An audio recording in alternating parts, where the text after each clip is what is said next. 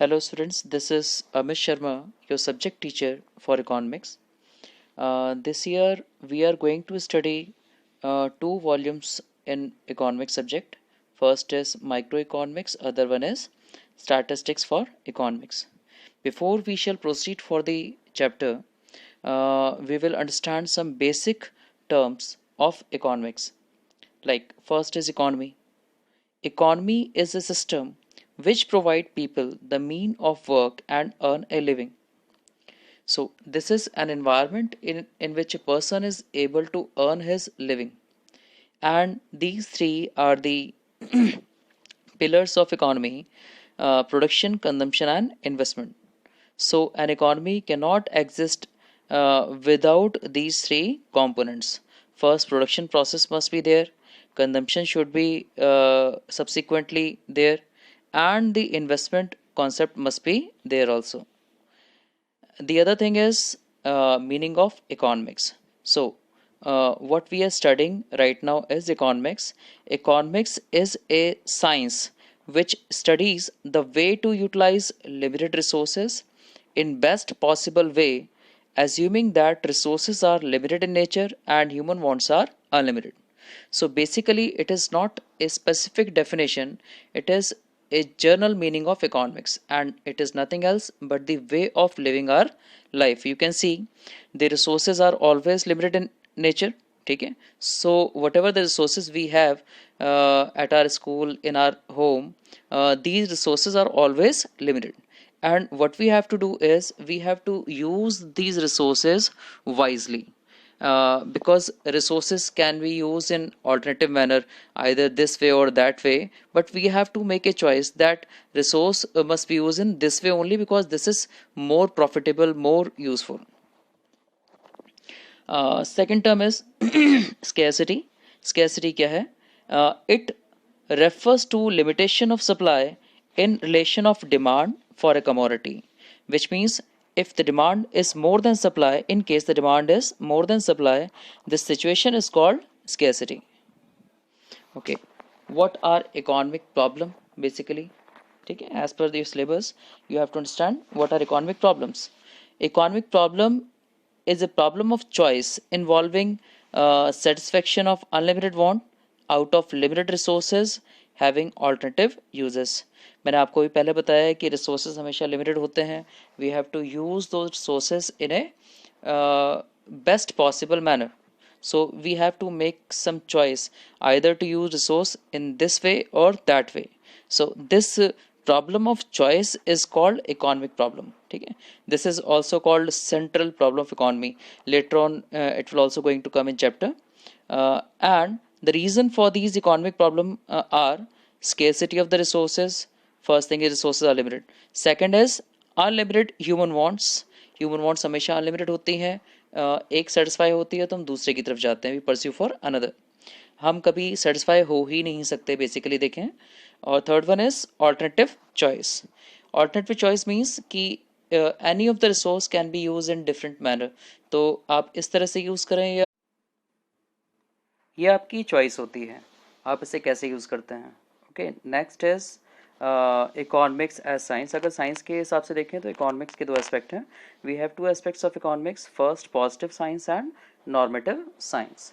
सो positive science को identify करने के जो की हो सकती है वो है what is, what was and what will be. When the statement would have what is, what was and what will be, these statements are positive signs of economics. And if the statements may have what ought to be, what should happen and what should have happened, which means ki when we are getting suggestive while framing any statement, these type of statements are called normative signs. So make a difference between positive science and normative science. Please prepare for a differentiation between these two. First difference of meaning is it deals with what is or how the economic problems are actually solved. But in case of normative science, it deals with what ought to be or how the economic problem should be solved. So difference आपका बिल्कुल clear है. देखो, एक में आपका statement आता है कि प्रॉब्लम है क्या रियलिटी में, जैसे India is a highly populous country, ठीक है, तो India is a highly populous country, it is a problem, we all know, but what ought to be, यानी कि क्या करना चाहिए, what government should do in that. तो जब स्टेटमेंट इस टाइप से फ्रेम होंगे कि हमें करना क्या चाहिए to counter this problem when we are getting suggestive, this is called normative economics. Second difference देखिए, verification, it can be verified with the actual data. Positive statements को आप वेरीफाई कर लीजिए, you have facts and figures, you can easily compare these facts and figure with your statements, or you can verify that. But in case of not, it is impossible to verify. Basically, it cannot be verified with actual data. And third point is purpose, it aims to make a real description of an economic activity. अभी हमने example लिया real description का ही, जैसे India is a highly populous country, तो उसमें तो एक रियल डिस्क्रिप्शन था, ठीक है, but in case of normative economics it aims to determine the ideals. तो हम यहाँ पर अपना सजेशन दे रहे हैं, एक आइडियल डिसाइड करेंगे कि इसे अचीव करना है और कैसे करना है, ठीक है। फोर्थ वन देखिए सजेस्टिव, तो अब तक तो क्लियर हो गया होगा, पॉजिटिव इकोनॉमिक्स सजेस्टिव नहीं होती हैं, इनमें अपना कोई सजेशन नहीं होता। तो जब लोग स्टेटमेंट फ्रेम करते हैं या किसी इकोनॉमिक कॉन्सेप्ट को स्टेट करेंगे तो कभी भी अपना सजेशन या अपने आइडियाज़ में इन्वॉल्व नहीं करेंगे। जबकि in case of normative economics suggestions are always there, different economics के सजेशंस होंगे, लोगों के अपने आइडियाज़ होंगे, it is always based upon the individual opinion and therefore it is suggestive in nature. And the value judgement, next point ही देखिए, value judgement. Positive economics में कोई वैल्यू जजमेंट नहीं होता, जब सजेशन नहीं होंगे तो वैल्यू जजमेंट कहाँ से आएंगे, ठीक है, but in case of normative economics it gives you a value judgements. Examples आप कोट कर सकते हैं जो गिवन है यहाँ पर। अब आते हैं हम नेक्स्ट टॉपिक पे, this is microeconomics versus macroeconomics. So students, this year we are going to study only microeconomics. Macroeconomics is the subject for class 12th only. So but we have to compare these two on some grounds. You must have a better understanding of macroeconomics also this year. See, difference on the basis of meaning is, microeconomics is the part of economics theory which studies the behavior of individual units of N economy. किसी भी economy की individual units के बारे में, जैसे individual consumer है या individual firm है, वो एक माइक्रो इकोनॉमिक्स है। But when we are study the entire economy as a whole, okay, entire economy as a whole means कि वो कॉन्सेप्ट जो कि पूरी इकॉनमी को इन्फ्लुएंस करते हो, जैसे बैलेंस ऑफ पेमेंट है, नेशनल इनकम है, पूरी इकॉनमी की एक साथ निकलती, ठीक है, और ऐसे ही एग्रीगेट डिमांड, एग्रीगेट सप्लाई है, इन्फ्लेशन लेवल है, ये पूरी इकॉनमी की एक साथ ही काउंट हो रही होगी। So these kind of things are called macroeconomics. So we can state a simple line, macroeconomy is the study of economy as a whole. पूरी इकॉनमी की अगर एक साथ स्टडी करते हैं तो मैक्रो इकॉनमी कहलाती है। नेक्स्ट पॉइंट इज देखो, tools, demand and supply. Micro economics के टूल्स हैं आपके डिमांड एंड सप्लाई, फिर इस मैक्रो इकोनॉमिक्स के टूल्स होंगे aggregate demand and aggregate supply. Basic objectives क्या हो सकते हैं माइक्रो इकोनॉमिक्स के? माइक्रो इकोनॉमिक्स का जो बेसिक ऑब्जेक्टिव है वो है प्राइस डिटर्मिनेशन। यही रीज़न है कि micro economics is also called price theory. तो ध्यान रखें, 1 मार्कर क्वेश्चन हो सकता है इसका। Micro economics is also called study of price theory, and macroeconomics on the other hand is the study of determination of income and employment theory. तो जो income और एम्प्लॉयमेंट की स्टडी है उसको डिटरमाइन करने की स्टडी है वही हमारी मैक्रो इकोनॉमिक्स है। अब डिग्री ऑफ एग्रीगेशन अगर चेक करते हैं माइक्रो एंड मैक्रो में, तो माइक्रो में एग्रीगेशन लेवल बहुत कम रहता है क्योंकि we are talking about only individuals, एक आदमी की डिमांड है, एक फर्म की सप्लाई है, तो यहाँ एग्रीगेशन का यानी कि एक तरह से कलेक्टिव वैल्यूज़ का जो इफेक्ट है वो बहुत कम रहता है, यानी एग्जैक्ट फिगर्स आपके पास होती हैं। But in case of macro economics aggregation level is high, तो जो फिगर्स आपके पास होंगी वो बहुत ज़्यादा एग्जैक्ट तो नहीं होंगी, ठीक है। Next is basic assumptions. In case of microeconomic concept, when we are going through the microeconomics, we always assume the components of macroeconomics are stagnant or there is no change. But when we are going through the macroeconomic theories, we always assume that there is no change in microeconomic concept. यानी कि अगर एक चीज़ को study कर रहे हो तो दूसरे को आप क्या मानोगे, कांस्टेंट मानोगे। Second last is other name, alternative name क्या है वो हमने अभी डिस्कस किया. Price theory is the alternative name for micro economics, where as income and employment theory is an alternative name for macro economics. Example में आप क्या लिख सकते हैं, इंडिविजुअल इनकम या इंडिविजुअल आउटपुट, ये जो इंडिविजुअल लेवल पे हैं, एक आदमी की बात कर रहे हैं, वो माइक्रो इकोनॉमिक्स है. बट नेशनल इनकम या नेशनल आउटपुट ये पूरे इकोनॉमी का एक साथ हम काउंट करते हैं, तो that is the reason why it is macro economics. Okay, moving to the central problem of economics. ये थोड़ा कॉन्सेप्ट हम पहले पढ़ चुके हैं, आपको याद दिला दूं. हमने सेंट्रल प्रॉब्लम ऑफ इकोनॉमी पहले मीनिंग उसका पढ़ लिया है. जो हम प्रॉब्लम ऑफ चॉइस पढ़ रहे थे, this is also called central problem of economy. And this problem of choice or the central problem of economy may lead to three basic questions: what to produce, how to produce, and for whom to produce. Hopefully you have already studied these three questions in class 9th or 10th. वहाँ पर आपने पढ़ा हुआ है what to produce, how to produce and for whom to produce. But यहाँ थोड़ा सा हम उसे explain कर देंगे. Produce की जाए. This problem involves selection of goods and services to be produced and the quantity to be produced of each selected commodity, which means what possible commodity we can be able to produce and how much we should produce those goods. Second question is how to produce. It refers to problem of making choice in different methods by which we are able to produce goods. This problem refers to selection of technique to be used for production of goods and services. So we can have only two type of methods through which we can produce goods. First is labor intensive method and second is capital intensive method. Students, labor intensive method का मतलब होता है we are using more labor than machinery, यानी लोग काम कर रहे हैं और मशीन का इस्तेमाल कम से कम होगा. और capital intensive means we are using more machinery than labour. तो कई ऐसे वर्क होते हैं जहां मशीन का इस्तेमाल करके आप 2 या 3 या हो सकता है 10-12 लेबर का भी इस्तेमाल यानी यूज कम कर दोगे. नेक्स्ट इज और last one is for whom to produce. This is very important. This problem is related with problem of distribution of income also, and this problem relates to the distribution of produced goods and services among the individual. With always remember, this problem is related to personal distribution of income and functional distribution of income. What is personal distribution of income? Personal distribution of income refers to division of rich and poor. So goods should be made more for rich or more for poor. And second is functional distribution, which means distribution of income among the factors of production. तो जो factors of production ज़्यादा earn करेंगे हम goods उनके लिए बनाए या उनके लिए बनाए जो कम अर्न कर रहे हैं. जैसे फॉर एग्जांपल इफ लेबर जो है ज़्यादा अर्न कर रहे हैं, उनको वेजेस ज़्यादा मिल रही हैं, तो ऐसे गुड्स प्रोड्यूस किए जाएं जो लेबर यूज़ करते हों. अगर प्रॉफिट्स इंक्रीज हो रहे हैं तो गुड्स एंटरप्रेन्योर के हिसाब से प्रोड्यूस होने चाहिए. ठीक है. Next point is opportunity cost. What is opportunity cost? Opportunity cost is the cost of next best alternative foregone.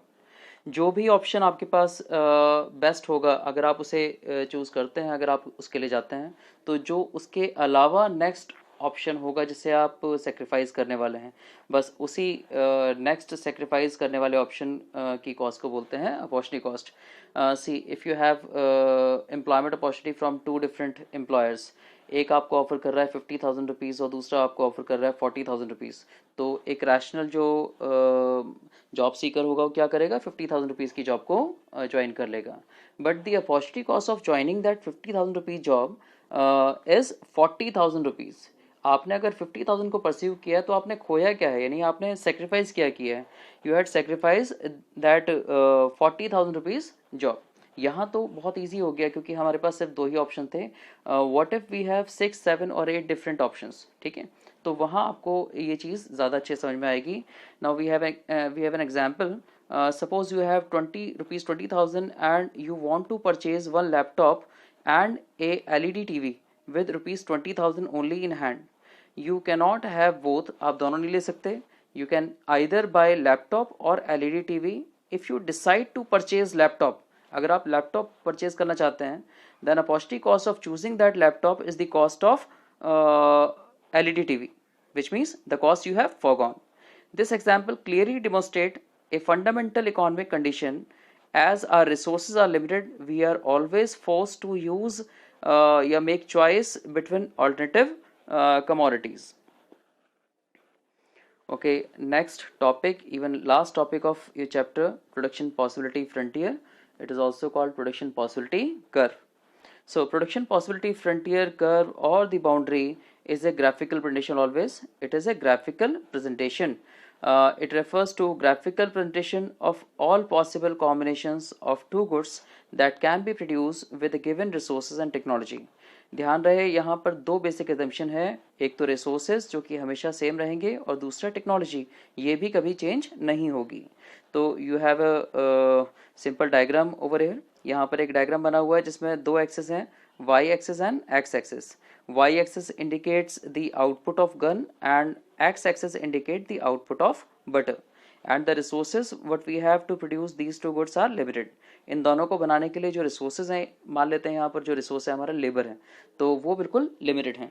तो अगर हम अपने सारे लेबर्स को गन और बटर के प्रोडक्शन में बांटते हैं तो कुल मिला के ये पॉसिबिलिटीज़ बनेंगी जो यहाँ पर पॉइंट दिए हैं A B C D E F. These are the possibilities of production of these two goods. So these are the bundle of output of these two goods. जैसे यहाँ पर अगर हम 18 यूनिट ऑफ गन बनाते हैं तो सिर्फ 2 यूनिट ऑफ वाटर प्रोड्यूस कर सकते हैं. अगर हम 15 यूनिट ऑफ गन बनाते हैं तो हम 3 यूनिट ऑफ वाटर प्रोड्यूस कर सकते हैं. विच मीन्स कि when we are started sacrificing any one of the commodity we can be able to produce more of the other commodity. और दैट इज़ फॉर ऑब्वियस, ये तो हमेशा होगा भी.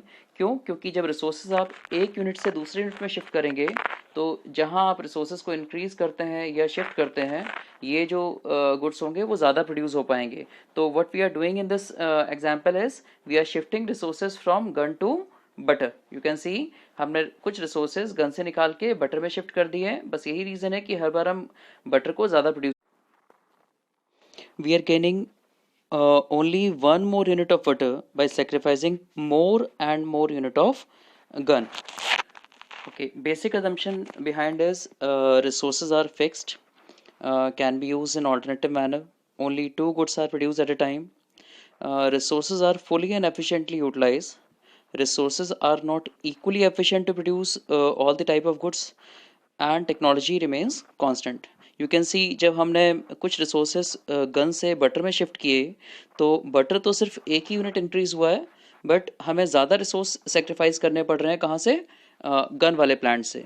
तो विच मीन्स ज़्यादा रिसोर्स शिफ्ट करके भी सिर्फ एक यूनिट प्रोड्यूस हो रहा है. इसका मतलब रिसोर्सेज क्या हो रहे हैं? They are getting inefficient. Okay, यहाँ आप टेबल देख सकते हैं. We have a table to explain this concept. Production possibility schedule. तो बिफोर दैट आपने पढ़ा था प्रोडक्शन पॉसिबिलिटी फ्रंटियर. ये तो एक ग्राफिकल प्रेजेंटेशन था, but this is a tabular presentation of all the possibilities या बंडल्स ऑफ टू गुड्स जो हम प्रोड्यूस कर सकते हैं. जैसे possibility A B C D E F G यहाँ पर एग्जाम्पल हैं. और बंडल्स क्या हैं हमारे? 21 unit of gun and 0 unit of water. देखो फर्स्ट जो लाइन है ये क्या इंडिकेट करती है? We have used all our resources for production of gun only. ठीक है, विच मीन्स एक भी यूनिट आपने यूज़ नहीं की बटर को प्रोड्यूस करने में, तो बटर का आउटपुट कितना हो गया? 0 हो गया. सेकेंड लेवल देखेंगे. सेकेंड लेवल में हमने गन को प्रोड्यूस किया 20 यूनिट्स व बटर को हमने गेन किया 1 यूनिट. तो आप ऊपर से नीचे ध्यान से देखेंगे जो बटर है it is increase by 1 only, but gun जो है वो डिक्रीज होगा एक डिफरेंट मैनर में. सी पहले सेक्रीफाइस हुआ 1 यूनिट फ्रॉम 21 टू 20. ध्यान से देखना है यहाँ पर from possibility A to B में जहाँ आप 21 यूनिट प्रोड्यूस कर रहे थे गन को, अभी आपने कितना प्रोड्यूस किया? ओनली 20. यानी कि कितना सेक्रीफाइस किया? ओनली 1. जब आप B से C में आते हैं सेकेंड लेवल पे तो वहाँ पर आप कितना सेक्रीफाइस करते हैं? 2. Next time 3, then 4, 5 and 6 unit sacrifice कर रहे हैं. तो आप नोटिस करेंगे कि जब हम सेक्रीफाइस करते हैं तो we are sacrificing more and more. ठीक है, और ज़्यादा सेक्रीफाइस कर रहे हैं, बट गेन कितना कर रहे हैं? गेन कर रहे हैं सिर्फ सिंगल यूनिट, एक यूनिट गेन कर रहे हैं. तो बटर हर बार एक यूनिट इंक्रीज होगा जबकि गन हर बार ज़्यादा यूनिट सेक्रीफाइस होगा. अब ये जो ज़्यादा यूनिट सेक्रीफाइस हो रहा है इसका रीज़न क्या है? Why one of the commodity is sacrificing more to gain only 1 more unit of other commodity. एक यूनिट ज़्यादा सेक्रीफाइस होती है दूसरी यूनिट को सिर्फ एक ही एक्स्ट्रा यूनिट गेन करने में. उसका रीज़न सीधा सा ये है कि जब रिसोर्सेज शिफ्ट होते हैं from one two other the resource में बिकम इनएफिशिएंट. भाई जो लेबर है जो गन प्रोड्यूस कर रही है, क्या वो इक्वली एफिशिएंट होगी जो बटर प्रोड्यूस कर लेगी? ठीक है भाई, हर चीज़ की टेक्निकलिटी होती है। गन को प्रोड्यूस करने के लिए हम ज़्यादा सोफिस्टिकेटेड टूल्स यूज़ करते हैं, जबकि बटर के लिए एक डिफरेंट एनवायरनमेंट या डिफरेंट मशीन आपको डील करनी पड़ेगी। तो when we are shifting resources from this plant to that plant, अगर आप गन से बटर में भेजेंगे तो वो जो लेबर होगा या जो वर्कर होगा वो इक्वली एफिशिएंट नहीं हो सकता, वो वहाँ बटर में जाके कितना क्या हो जाएगा, इनएफिशिएंट हो जाएगा। तो शायद ज़्यादा लेबर रिक्वायर्ड होंगे to produce only one more unit of butter. Okay, तो जो रेशो है इनका आप नोटिस करेंगे यहाँ पर दो कॉलम और हैं हमारे, M O C and M R T. M O C and M R T को हम डिटेल में अभी पढ़ेंगे, but M O C number of units हैं जो हम सेक्रीफाइस कर रहे हैं हर बार एक्स्ट्रा। ठीक है, तो लेवल बी पर हमने कितनी सेक्रीफाइस की, 1 यूनिट सेक्रीफाइस की। सी तक आते आते हम 2 यूनिट सेक्रीफाइस कर रहे हैं, डी में हम 3 कर रहे हैं, ई में 4 कर रहे हैं और एफ में 5 कर रहे हैं। इस तरीके से जो सेक्रीफाइस है यानी एमओसी है वो इंक्रीज हो रहा है, मार्जिनल अपॉर्चुनिटी कॉस्ट कहते हैं इसे, ये हमेशा इंक्रीज होगा। और बिल्कुल सेम पैरेलल में चलेगा एम आर टी, और एम आर टी और एमओसी में वैसे कोई डिफरेंस नहीं होता, but M R T is always presented in terms of ratio. तो ये एक रेशो होता है सेक्रीफाइस और गेन का। तो यहाँ पर हम क्या कर रहे हैं, change in gun upon change in butter. जो गन है हमारी वो सेक्रीफाइस हो रही है, बटर हमारा जो है गेन हो रहा है। तो फॉर्मूला क्या बनेगा, change in sacrifice to change in gain, M R T equal to change in sacrifice upon change in gain. तो देखिए सेकेंड लेवल से हमारा ये रेशियो स्टार्ट हो जाता है, 1:1, 2:1, 3:1, 4:1, 5:1 एंड 6:1। तो इस तरह से आपका एक प्रोडक्शन पॉसिबिलिटी स्केड्यूल डेवलप हो सकता है। क्वेश्चन हो सकता है एग्जामिनेशन में, explain production possibility schedule with A numerical example. आपने सिर्फ वर्ड्स में लिखना नहीं है इसे, इस तरह से न्यूमेरिकल एग्जाम्पल आपको ड्रॉ करना है। नेक्स्ट है आपका मार्जिनल अपॉर्चुनिटी कॉस्ट, जो हमने अभी पढ़ा, एमओसी मार्जिनल अपॉर्चुनिटी कॉस्ट। ये होता क्या है, अगर आप इसे एक्सप्लेन करेंगे तो एक वर्ड आप बहुत ध्यान से समझ लीजिए, आपको बोलना ही है, it refers to number of units. ठीक है, it is not ratio, it is number of unit. Number of unit of a commodity sacrifice to gain one additional unit of other commodity. दूसरी जो कमोडिटी है उसकी एक ही unit gain करने के लिए आपको जो सेक्रीफाइस करना पड़ा, जितने यूनिट आपको सेक्रीफाइस करना पड़ा, only those units are called marginal opportunity cost. Marginal rate of transformation, जो कि एमओसी की तरह ही होता है, बट हम थोड़ा डिफरेंस में रखते हैं।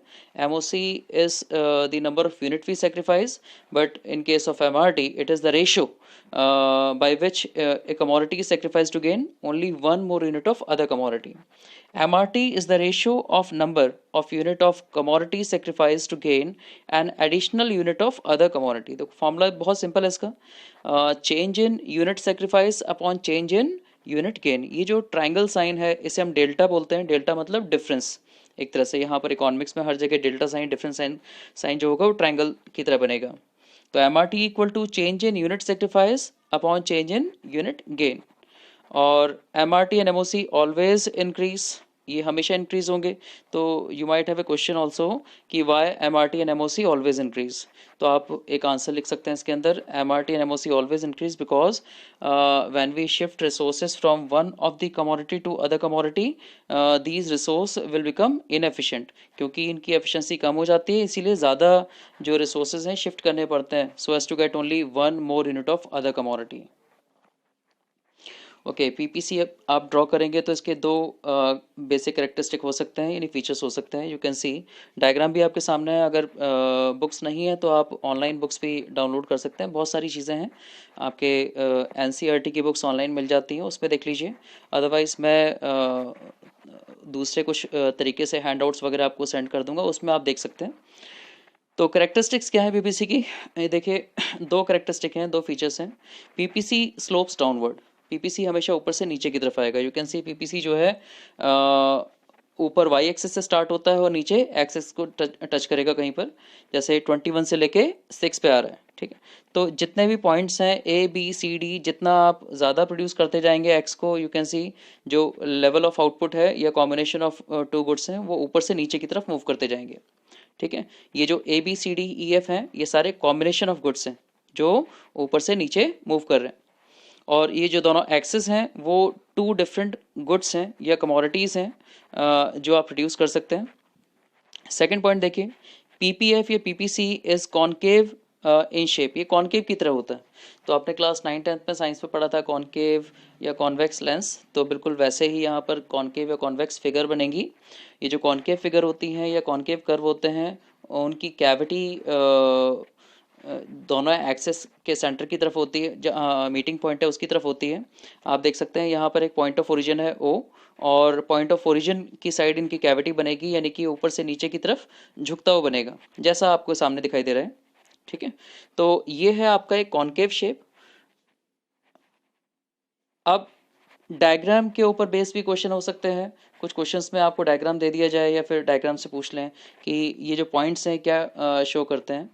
पहली बात तो एक चीज़ समझ लीजिए, प्रोडक्शन पॉसिबिलिटी कर्व या पीपीसी एक एस्टिमेटेड आउटपुट है। ठीक है, ये पोटेंशियल आउटपुट है, it is not actual output of economy. किसी भी इकॉनमी के जो रिसोर्सेज हैं वो हमेशा लिमिटेड होते हैं। तो what which maximum economy can be able to produce with given resource and technology is called production possibility curve. ये बाउंड्री है जहाँ तक आप आउटपुट प्रोड्यूस कर सकते हैं। ठीक है, इसके बाहर नहीं जा सकते हैं, और इसके अंदर रहने के चांसेस बहुत होते हैं। ठीक है, इसके बाहर क्यों नहीं जा सकते, ये चीज़ समझ लीजिए। रिसोर्सेज की एक लिमिट होती है। ठीक है, जितना वो गुड्स प्रोड्यूस कर सकते हैं, जितने नंबर ऑफ गुड्स वो प्रोड्यूस कर सकते हैं। तो अगर हम ये मान के चलें कि सारे resources fully and efficiently use हो रहे हैं, तो एक मैक्सिमम आउटपुट वाली कंडीशन आएगी, जो हम फुल एम्प्लॉयमेंट लेवल जिसे हम कह सकते हैं। ठीक है, तो ये जो पीपीसी है that is nothing else but the full employment level. तो कोई भी इकॉनमी इस फुल एम्प्लॉयमेंट लेवल से ज़्यादा प्रोड्यूस नहीं कर सकती, क्योंकि ये एक लिमिट है किसकी, आउटपुट की, रिसोर्सेज की। तो यहाँ कुछ पॉइंट हमने बना के पूछा है कि ये पॉइंट क्या इंडिकेट करेंगे। See we have 3 PPC curve P1 and P2। ठीक है, ये पॉसिबिलिटीज़ हैं किसी इकोनॉमी की। तो जो एक्चुअल पीपीसी है वो है P। ठीक है, अगर हम P से कंपेयर करें, तो अगर P2 P से नीचे है, यानी शो कर रहा है कि पीपीसी शिफ्ट हो गया अंदर की तरफ। ठीक है, तो इसे कहते हैं शिफ्ट इनवर्ड, एक तरह से अनएम्प्लॉयमेंट। और अगर ये बाहर की तरफ शिफ्ट होता है, जैसे कि P से P1 की तरफ, तो इसे कहेंगे outward shift, which means increase in level of resources. We may have more resources by any other mean, may be किसी तरीके से रिसोर्सेज बढ़ जाएं या इंक्रीज हो जाएं, तो ऐसे केस में पीपीसी राइटवर्ड शिफ्ट हो सकता है। चलो एग्जांपल ले लेते हैं। मे बी हमने कोई टेक्निकल ट्रांसफ़र किया और विदेशों से यानी किसी और कंट्रीज से हमने कोई टेक्नोलॉजी परचेज़ कर ली। जब कोई बाहर से एडवांस टेक्नोलॉजी आती है, यानी टेक्निकल एडवांसमेंट होगी, या फिर हमें बाहर से कोई रिसोर्सेज मिल जाएँ, कहीं से लोन मिल जाए, कहीं से इनफ्लो फॉरेन एक्सचेंज हो जाए, तो इसे हम इंक्रीज इन रिसोर्स मानेंगे, और ऐसे केस में PPC will shift to rightward. ठीक है, बट इन केस अगर टेक्निकल ट्रांसफर नहीं है, रिसोर्स इंक्रीज नहीं हुआ, तो फिर पीपीसी राइटवर्ड या लेफ्टवर्ड शिफ्ट नहीं होते हैं। Usually PPC right left shift नहीं होते हैं until unless there is no change in resources and technology. हमेशा क्वेश्चन करना वेदर रिसोर्सेज और टेक्नोलॉजी गेट्स चेंज और नॉट। अगर आपका आंसर है कि there is no change in resource and technology, which means there is no change in PPC also. अच्छा, यहाँ एक पॉइंट और है, पॉइंट ई। तो ई जो है यहाँ पर क्या इंडिकेट कर रहा है, ई जो है पीपीसी के बाहर है। ठीक है, आउटसाइड पीपीसी है, और इसे हम क्या बोलेंगे, अनअटेनेबल पॉइंट। अनअटेनेबल का मतलब यही हो गया कि आप ई को अचीव ही नहीं कर सकते। तो level of output at E can not be attainable, क्योंकि यहाँ तक हमारे रिसोर्स पहुँचेंगे ही नहीं, हमारे पास इतने रिसोर्सेज ही नहीं है कि हम ई के लेवल का आउटपुट कर पाएँ। और एक पॉइंट देखें इसमें, एक पॉइंट है नीचे डी, जो कि P2 के भी नीचे बना हुआ है। डी क्या शो कर रहा है, under utilization of the resources. अगर रिसोर्सेज अंडर यूटिलाइज होते हैं, यानी कि फुली यूटिलाइज नहीं होते हैं, कुछ लोग ऐसे होंगे जो केपेबल होंगे, जॉब कर सकते हैं, पर उनके पास जॉब नहीं है। ठीक है, तो उन्हें क्या बोलेंगे, अनएम्प्लॉयड बोलेंगे। तो ऐसे जो लोग हैं, यानी ह्यूमन रिसोर्स है, और ऐसे जो मटेरियल हैं जिनको यूज़ नहीं किया जाएगा प्रोड्यूस करने में गुड्स को, तो इस सिचुएशन को बोलते हैं अंडर यूटिलाइजेशन ऑफ रिसोर्स। तो any point below PPC indicate under utilization, any point above PPC indicates unattainable combination, और any point on PPC, अगर PPC के ऊपर कोई पॉइंट है तो उसे कहते हैं fuller utilization of resources. Okay, homework में क्या करना है आपको? What you have to do all 1 marker question separately. आप देखिए, जो हैंडआउट्स मैं शेयर करूंगा या आपको 1 मार्कर क्वेश्चंस भेजूंगा, उनको आप अलग से रीड कर लीजिए, अलग से किसी कॉपी में, प्रैक्टिस कॉपी में कर लीजिए, ठीक है? 1 मार्कर क्वेश्चन जो हमारे रिवीजन में काम आएंगे। All NCERT question in A note copy. जो नोट कॉपी आपके पास अवेलेबल हो उसमें आप अपने क्वेश्चन आंसर्स कंप्लीट कर लें, जो एनसीईआरटी क्वेश्चंस हैं, सिर्फ NCERT questions. And make short note of your separate register. अपना एक शॉर्ट नोट के लिए रजिस्टर बना लीजिए, अपने नोट मेकिंग सेपरेटली कीजिए, जिससे कि फाइनल एग्जामिनेशन या जो टर्म एग्ज़ाम होंगे उसमें आपको सिर्फ वो लिमिटेड चीज़ें ही रिवाइज करनी हैं। तो 2 कॉपीज़ तो आपको बनानी ही है। You have to make 2 copies, first homework copy और सेकंड नोट कॉपी। और ये आप जो भी आपके पास रिसोर्सेज अवेलेबल हों, जैसे लास्ट ईयर की कॉपियाँ रह गई होंगी या कोई और रजिस्टर पड़ा होगा, आप उसे यूज़ कीजिए। कोई ज़रूरी नहीं कि वो जो रजिस्टर होते हैं स्कूल के वही आपने यूज़ करना है। तो फ़िलहाल तो जो अवेलेबल है आप उससे यूज़ कीजिए, ठीक है? ओके, बाकी जो एक्सप्लेनेशंस हैं वो जब आपका वीडियो सेशन होगा तो उसमें हम बात करते हैं, ठीक है? टिल देन आप इसे पूरा गो थ्रू करें और एक एक फ्रेम को अच्छे से लिसनिंग करनी है, प्रॉपरली समझना है, ठीक है? डाउट्स हम उसमें क्लियर